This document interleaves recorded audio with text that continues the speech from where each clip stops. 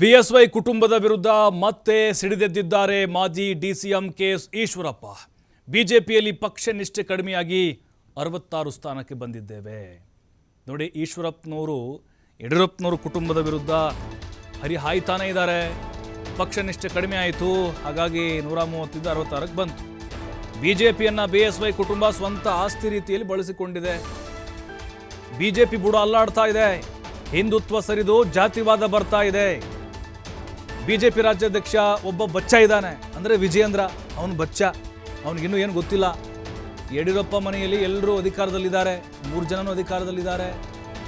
ಸಾಮೂಹಿಕ ನೇತೃತ್ವ ಹೋಗಿ ಸರ್ವಾಧಿಕಾರದತ್ತ ಪಕ್ಷ ಹೋಗಿದೆ. ಅಪ್ಪ ಮಕ್ಕಳ ಹಿಡಿತದಿಂದ ಬಿಜೆಪಿ ಪಕ್ಷ ಹೊರಬರಬೇಕು, ಪಕ್ಷ ಉಳಿಸಲು ಹೋರಾಟ ಮಾಡಬೇಕು ಅಂತ ಈಶ್ವರಪ್ಪ ಗುಡುಗಿದ್ದಾರೆ ಯಡಿಯೂರಪ್ಪ ಆ್ಯಂಡ್ ಫ್ಯಾಮಿಲಿ ವಿರುದ್ಧ. ಸಂಸ್ಕೃತಿ ಭಾರತೀಯ ಜನತಾ ಪಾರ್ಟಿಲಿ ಬಂದಿರೋದು ನಮ್ಮೆಲ್ರಿಗೂ ನೋವು ತಂದಿದೆ. ಈ ಕುಟುಂಬ ರಾಜಕಾರಣದಿಂದ ಭಾರತೀಯ ಜನತಾ ಪಾರ್ಟಿಯನ್ನು ಕರ್ನಾಟಕ ರಾಜ್ಯದಲ್ಲಿ ಮುಕ್ತ ಮಾಡಬೇಕು ಅನ್ನೋಂಥ ಉದ್ದೇಶ, ರಾಜ್ಯವನ್ನು ಪಕ್ಷದಲ್ಲಿದ್ದು ನೇತೃತ್ವ ವಹಿಸಿದಂಥ ತಪಸ್ಸು ರೂಪದಲ್ಲಿ ಕೆಲಸ ಮಾಡಿದಂಥ ಅನೇಕ ಕಾರ್ಯಕರ್ತರಿಗೆ ನೋವಾಗಿದೆ. ಇವತ್ತು ಅಪ್ಪ ಮಕ್ಕಳ ಕೈಯಲ್ಲಿ ಪಕ್ಷವನ್ನು ಹಿಡಿದು ಅವರೇನು ತೀರ್ಮಾನ ಮಾಡ್ತಾರೋ ಅದ್ರ ಪ್ರಕಾರನೇ ಎಲ್ಲ ನಡೀತಾ ಇದೆ. ಇದ್ರ ನೋವಿಂದ ಕಾರ್ಯಕರ್ತರು ಇವತ್ತು ಸಂಕಟದಲ್ಲಿದ್ದಾರೆ. ರೈತ ಹೋರಾಟ, ರಾಷ್ಟ್ರೀಯ ಹೋರಾಟಗಳು, ಇದನ್ನು ಸಾಮೂಹಿಕ ನೇತೃತ್ವದಲ್ಲಿ ಭಾರತೀಯ ಜನತಾ ಪಾರ್ಟಿನ ಕಟ್ಕೊಂಡು ಬಂದ್ವಿ. 2 ಸ್ಥಾನದಿಂದ ಮತ್ತು ನಾವೆಲ್ಲ ಗೆದ್ದ 4 ಸ್ಥಾನದಿಂದ ಭಾರತೀಯ ಜನತಾ ಪಾರ್ಟಿ 108 ಸ್ಥಾನದ ತನಕನೂ ಕೂಡ ಈ ವಿಚಾರದಿಂದನೇ, ಹಿಂದುತ್ವ, ರೈತ ಹೋರಾಟ, ರಾಷ್ಟ್ರೀಯ ಹೋರಾಟದಿಂದನೇ ಈ ಪಕ್ಷವನ್ನು ಕಟ್ಕೊಂಡು ಬಂದ್ವಿ. ಆದರೆ ಇವತ್ತು ತುಂಬ ನೋವಿಂದ ಹೇಳ್ತೇನೆ, ಸಾಮೂಹಿಕ ನೇತೃತ್ವದಿಂದ ಸರ್ವಾಧಿಕಾರಿ ನೇತೃತ್ವಕ್ಕೆ ಬಂದೋಗಿದೆ. ಇದ್ರ ವಿರುದ್ಧನೇ ನಾನು ಲೋಕಸಭೆ ಚುನಾವಣೆ ಸ್ಪರ್ಧೆ ಮಾಡಿದ್ದು. ಅಪ್ಪ ಮಕ್ಕಳ ಕೈಯಿಂದ ಪಕ್ಷ ಹೊರಗೆ ತರಬೇಕು, ಹಿಂದುತ್ವ ಉಳಿಬೇಕು, ಜಾತೀಯತೆಯನ್ನು ದೂರ ಮಾಡಬೇಕು. ನೋವಲ್ಲಿರೋಂಥ ಎಲ್ಲ ಕಾರ್ಯಕರ್ತರು ಕೂಡ ಧ್ವನಿಯಾಗಬೇಕು ಅಂತ ನಾನು ಸ್ಪರ್ಧೆ ಮಾಡಿದ್ದು.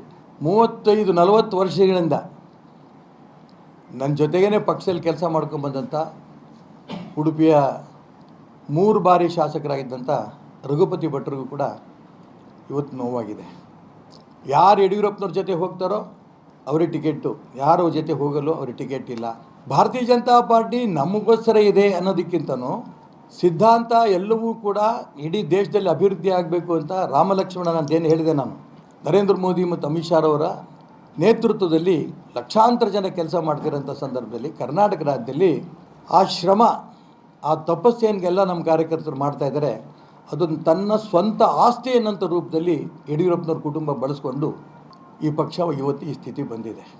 ನಮಗೆಲ್ಲರೂ ಕೂಡ ಪಕ್ಷ ತಾಯಿ ಸ್ಥಾನ, ತಾಯಿ ಸ್ಥಾನದಲ್ಲಿಂದ ಭಾರತೀಯ ಜನತಾ ಪಾರ್ಟಿಗೆ ಬಂದಿರೋಂಥ ಈ ಪರಿಸ್ಥಿತಿಯನ್ನು ಮುಕ್ತ ಮಾಡಬೇಕು ಅನ್ನೋಂಥ ಉದ್ದೇಶದಿಂದ, ಯಾವ ರೀತಿ ಇಡೀ ದೇಶದಲ್ಲಿ ನರೇಂದ್ರ ಮೋದಿ, ಅಮಿತ್ ಶಾ ಅವರು ಸೋನಿಯಾ ಗಾಂಧಿ, ರಾಹುಲ್ ಗಾಂಧಿ ಕುಟುಂಬದಿಂದ ಮುಕ್ತ ಮಾಡಬೇಕು ಅಂತ ಅಪೇಕ್ಷೆ ಪಡ್ತಿದ್ದಾರೋ, ಅದೇ ರೀತಿ ಕರ್ನಾಟಕ ರಾಜ್ಯದಲ್ಲಿ ಯಡಿಯೂರಪ್ಪ ಮತ್ತು ಅವ್ರ ಕುಟುಂಬದಿಂದ ಅಪ್ಪ ಮಕ್ಕಳಿಂದ ಈ ಪಕ್ಷವನ್ನು ಮುಕ್ತ ಮಾಡಬೇಕು ಅನ್ನೋಂಥ ಉದ್ದೇಶದಿಂದ ನಾನು ಯಾರ್ಯಾರು ಇವಾಗ ಕೆಲಸ ಮಾಡ್ತಿದ್ದಾರೋ ಎಲ್ಲ ಭಾರತೀಯ ಜನತಾ ಪಾರ್ಟಿ ಕಾರ್ಯಕರ್ತರು ನಾನು ಮನವಿ ಮಾಡ್ತೇನೆ.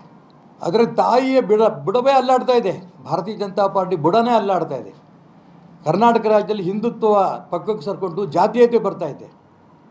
ಪಕ್ಷದ ನಿಷ್ಠಾವಂತ ಕಾರ್ಯಕರ್ತರು ಪಕ್ಕಕ್ಕೆ ಸರಿಸ್ತಾ ಇದ್ದಾರೆ.